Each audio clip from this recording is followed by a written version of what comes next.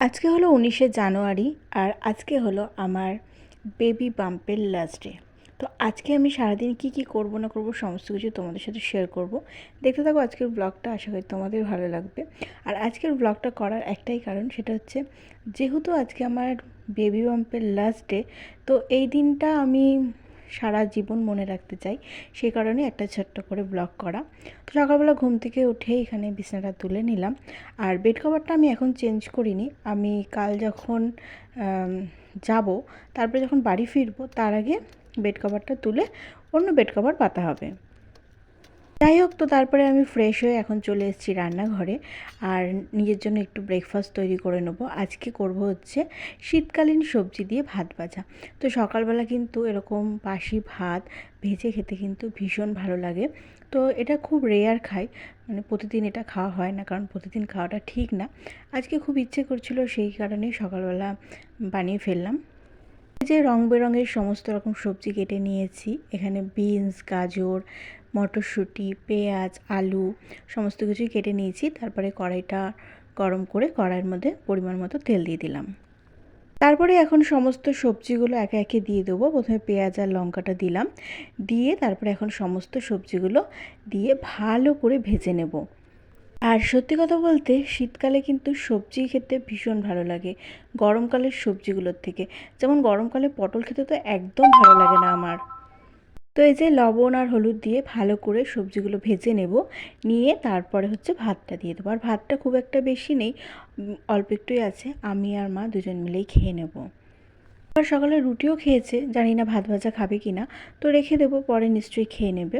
তো এই যে আমার ভাত ভাজা একদম রেডি। আর প্রচণ্ড খিদে পেয়েছিল, পেটে একদম ইঁদুর দৌড়াদৌড়ি করছিল, সেই কারণে আগেই চটপট করে আমি সকালের খাবারটা খেয়ে নিলাম। আর সত্যি সকালবেলা ভীষণ ভালো লাগছিল খেতে, যেহেতু সমস্ত রকম সবজি ছিল, মটরশুঁটি, গাজর, সমস্ত রকম সবজি ছিল, বেশ ভালো লাগছিল। তারপরে একটুখানি বসেছিলাম। আর এই যে আমাদের ডোজি দেখো, ঘরে এত জায়গা কিন্তু ওর এই টেবিলের নিচটাই পছন্দ, এখানে গিয়েই ও শুয়ে থাকে। তারপরে আমি স্নান সেরে নিলাম, আজকে যেহেতু একটু শ্যাম্পু করেছিলাম সেই জন্যই সকাল সকাল স্নানটা সেরে নিলাম। আর স্নান সেরে এখন হচ্ছে আমি এই রোদটাতে বসবো। আর সকালের কিশমিশগুলো রোদে দিয়ে দিচ্ছি, কারণ কিশমিশগুলোতে দেখলাম পোকা ধরে গেছে, সেই কারণে। তো এখানে তারপরে বসে গেলাম লাঞ্চ করতে। আর লাঞ্চে ছিল আজকে পালং শাক, আর ছিল ফুলকপি আলু ভাজা, আর ছিল তেলাপিয়া মাছ। তো এতগুলো খাবারের মধ্যে আমার শুধু পালং শাকটাই ভালো লাগলো, আর কোনো খাবার আজকে আমার একদম ভালো লাগেনি। মাছটা তো খেতে ভালোই লাগছিল না, লাস্টে অনেকটা মতো ভাত আমি ফেলেও দিয়েছিলাম। তো লাঞ্চ করা কমপ্লিট, চলে এসেছি উপরে। এসে এখন একটুখানি এই রোদে শুয়ে রেস্ট নেব, আর ততক্ষণে চুলটাও শুকিয়ে যাবে এই রোদের। তো তারপরে এখন হচ্ছে বিকেল বিকেল নয়, সন্ধ্যা 6টা মতো বাজে, এখন একটু স্কিন কেয়ার করবো। তো আজকে স্কিন কেয়ার করার একটাই কারণ, সেটা হচ্ছে আবার কবে স্কিন কেয়ার করতে পারবো, সেটাই ভাবনা চিন্তা করে আজকে একটু স্কিন কেয়ার করে নিই। আর আমার স্কিন কেয়ার মানে একদমই সিম্পল, স্কাবার, তারপরে ফেস প্যাক। তো তার আগে আমি কিন্তু ফেস ওয়াশ দিয়ে মুখটা ক্লিন করে এসেছিলাম, দেন এখন স্কাবার করে নেবো, দেন হচ্ছে ফেস প্যাক, দেন টোনার, সিরাম, ময়শ্চারাইজার। আর আজকে সিরামটা আমি স্কিপ করব, কারণ সিরামটা না দেওয়ার পর আমার ভীষণভাবে চোখ জ্বালা করে। জানি না এটা কেন হচ্ছে, আগে এটা হতো না, বাট এখন ইদানিং এই সিরামটা দেওয়ার পরেই চোখটা ভীষণ জ্বালা করে, আর চোখ দিয়ে প্রচণ্ড পরিমাণে জল পড়ে, হয়তো অ্যালার্জি হয়ে যাচ্ছে। তো অনেক দিন পর স্কিন কেয়ার করলাম, সত্যি কথা বলতে স্কাবার করার পর মুখ দিয়ে যে কতটা মানে ময়লা বেরিয়েছে, আমি তো দেখে অবাক। আমি সত্যি কথা, এতটা স্কিনের মধ্যে ময়লা জমেছিল। তো যাই হোক, ভালো করে মুখটা ক্লিন করে আসলাম। এখন হচ্ছে ফেস প্যাকটা মেখে ওই 5-10 মিনিট রাখবো, রেখে দিন আবার মুখটাকেও ধুয়ে নেবো। আর আজকে সারাদিনটা সত্যি মোটামুটি ভালোই কাটলো। আর সমস্ত কিছু ক্রেডিট বাই আমার বাবু। তো ও আমাকে এতদিন ধরে সাথ দিয়েছে বলে আমি পুরো 9 মাস জার্নিটা খুব ভালোভাবেই কাটালাম, আর খুব একটা কষ্ট দেয়নি আমাকে। তো আর মাত্র একটা দিনের অপেক্ষা। তো এদিকে দেখো, আমি মুখটা ক্লিন করে এসে অনেকটা করে টোনার দিয়ে নিলাম।